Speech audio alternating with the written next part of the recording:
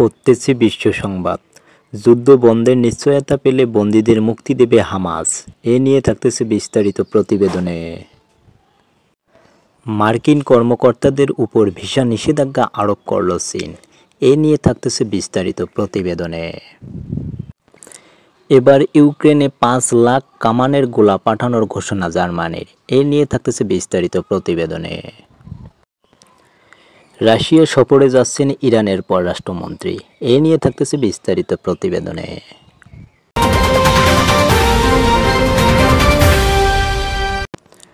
প্রতিবেদনে বিস্তারিত। যুদ্ধ বন্ধের নিশ্চয়তা পেলে বন্দীদের মুক্তি দেবে হামাস।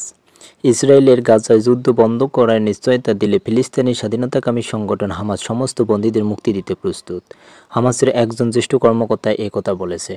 আল জাজিরা জানিয়েছে 18 মাস ধরে ইসরায়েলি বোমাবর্ষণে বিধ্বস্ত গাজায় যুদ্ধবিরতিতে মধ্যস্থতাকারী হিসেবে কাজ করছে মিশর এবং কাতারের সঙ্গে কায়রোতে আলোচনায় বসেছে হামাস। সংগঠনের জ্যেষ্ঠ কর্মকর্তা তাহের আল-নুনু বলেন, একটি গুরুতর বন্দি বিনিময় চুক্তি, যুদ্ধের অবসান, গাজা উপত্যকা থেকে ইসরায়েলি বাহিনী প্রত্যাহার এবং মানবিক সাহায্যের প্রবেশের বিনিময়ে আমরা সমস্ত ইসরায়েলি বন্দীকে মুক্তি দিতে প্রস্তুত। তবে ইসরায়েল যুদ্ধবিরতির অগ্রগতিতে বাধা দিচ্ছে বলে উল্লেখ করেন তিনি। বলেন, বিষয়টি বন্দীদের সংখ্যা নয়, বরং সমস্যাটি হলো দখলদারদের তাদের প্রতিশ্রুতি ভঙ্গ করেছে, যুদ্ধবিরতি চুক্তি বাস্তবায়নে বাধা দিচ্ছে এবং যুদ্ধ চালিয়ে যাচ্ছে। তাই হামাস দখলদার ইসরায়েলকে চুক্তি বহাল রাখতে বাধ্য করার জন্য গ্যারান্টির প্রয়োজনীয়তার উপর জোর দিয়েছেন। সোমবার ইসরায়েলি সংবাদ ওয়েবসাইট ইনেট জানিয়েছে, হামাসের কাছে একটি নতুন প্রস্তাব দেওয়া হয়েছে। প্রস্তাবের অধীনে হামাস 10 জন জীবিত বন্দীকে মুক্তি দেবে এবং মার্কিন গ্যারান্টি বিনিময়ে ইসরায়েল যুদ্ধবিরতির দ্বিতীয় পর্যায়ের জন্য আলোচনায় প্রবেশ করবে।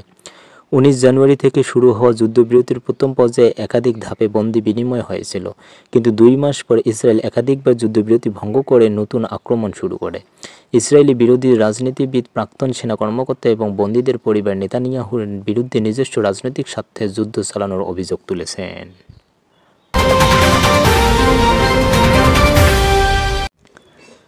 মার্কিন কর্মকর্তাদের উপরে ভিসা নিষেধাজ্ঞা আরোপ করল চীন। হিমালয় ঘেঁষা চীনের স্বায়ত্তশাসিত অঞ্চল তিব্বতের বিভিন্ন বিষয়ে খারাপ আচরণ করায় যুক্তরাষ্ট্রের কর্মকর্তাদের বিরুদ্ধে ভিসা নিষেধাজ্ঞা করেছে চীন। সোমবার চীনের পররাষ্ট্র মন্ত্রণালয়ের পক্ষ থেকে মার্কিন কয়েকজন কর্মকর্তার বিরুদ্ধে এই ভিসা নিষেধাজ্ঞা আরোপের ঘোষণা দেওয়া হয়েছে। তিব্বতের বিদেশিদের প্রবেশ অধিকারের নীতিমালা নিয়ে কাজ করা চীনা কর্মকর্তাদের উপর ওয়াশিংটন 2 সপ্তাহ আগে অতিরিক্ত ভিসা বিধিনিষেধ আরোপ করার পর সোমবার নিয়মিত সংবাদ সম্মেলনে বেইজিং এই ঘোষণা দিয়েছে।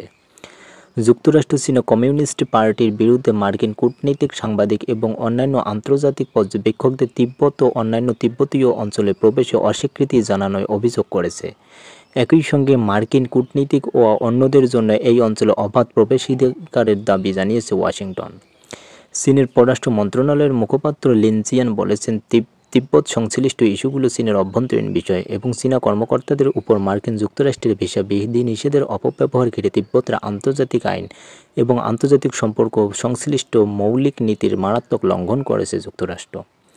বিদেশি পর্যটকদের তিব্বতের পশ্চিমাঞ্চলীয় অঞ্চল পরিদর্শন করার অনুমতি দেওয়া হয়, যেখানে তারা অনুমতি সাপেক্ষে দলীয়ভাবে ভ্রমণ করার সুযোগ পান। বিশ্বের বিভিন্ন দেশের কূটনৈতিক ও বিদেশি সাংবাদিকদের যেখানে যাওয়ার জন্য তিব্বতের স্থানীয় কর্তৃপক্ষের অনুমতি দরকার হয়। লিন সাংবাদিকদের বলেছেন, তিব্বত উন্মুক্ত। তিব্বতে সফর ভ্রমণে এবং ব্যবসা করতে আসা অন্যান্য দেশের বন্ধুত্বপূর্ণ লোকজনকে স্বাগত জানাইছেন। তিনি বলেন, তবে চীন তথাকথিত মানবাধিকার, ধর্ম ও সংস্কৃতির অজুহাতে তিব্বত বিষয়ক যে কোনো দেশ বা ব্যক্তির হস্তক্ষেপের বিরোধিতা করে। হিমালয় পর্বতমালা ঘেঁষে তিব্বতের সঙ্গে সীমান্ত আছে চীন এবং ভারতের, তবে 1950 সাল থেকে এই অঞ্চলটি দখল করে আছে চীন। এই নিয়ে চীনের সঙ্গে একাধিকবার দ্বন্দ্বে জড়িয়েছে ভারতে। এর মধ্যে গত বছরের সংঘাত ছিল ভয়াবহ। সেই সংঘাতে উভয় দেশের বহু সেনা হতাহত হয়েছিল।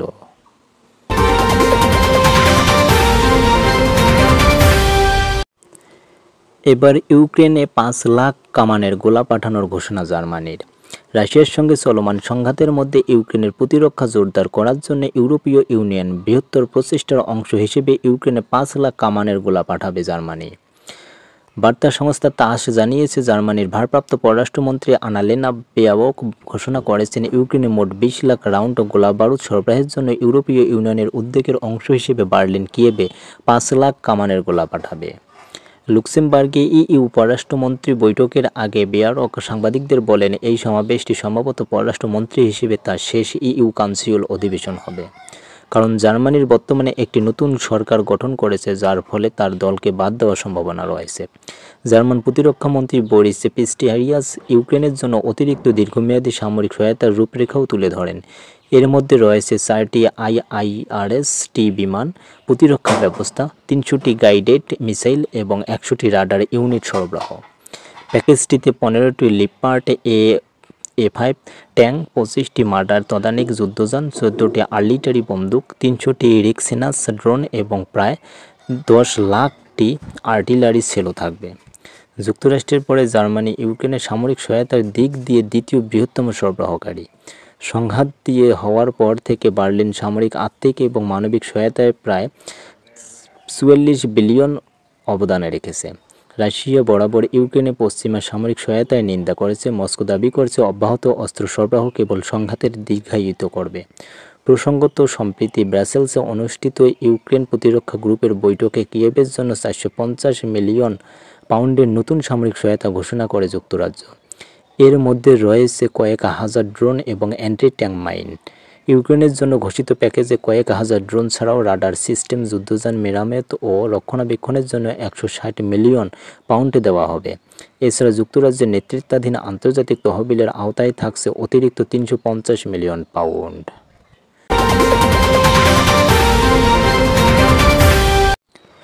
রাশিয়া সফরে যাচ্ছেন ইরানের পররাষ্ট্রমন্ত্রী। রাশিয়ার রাজধানী মস্কো সফরে যাচ্ছেন ইরানের পররাষ্ট্রমন্ত্রী আব্বাস আরাগচি। শনিবার কাতারের রাজধানী ওমানে যুক্তরাষ্ট্রের সঙ্গে পরমাণু চুক্তি নিয়ে বৈঠকে অংশ নেয় ইরান। ওই বৈঠকে বিস্তারিত নিয়ে আলোচনা করতেই মূলত মস্কো যাচ্ছে আরাগচি। এ সপ্তাহেই মস্কোর যাওয়ার কথা রয়েছে আরাগচির, এমনটাই জানিয়েছে দেশটির পররাষ্ট্র মন্ত্রণালয়ের মুখপাত্র খবরে AFPর।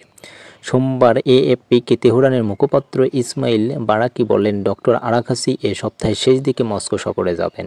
তিনি আরও জানান, এ সফর পূর্ব নির্ধারিত এবং এটি মাস্কাট আলোচনায় সাম্প্রতিক অগ্রগতি নিয়ে মত বিনিময়ের একটি সুযোগ হবে। শনিবারের বৈঠকের পর উভয় দেশে একে ইতিবাচক ও গঠনমূলক বলে আখ্যা দিয়েছে।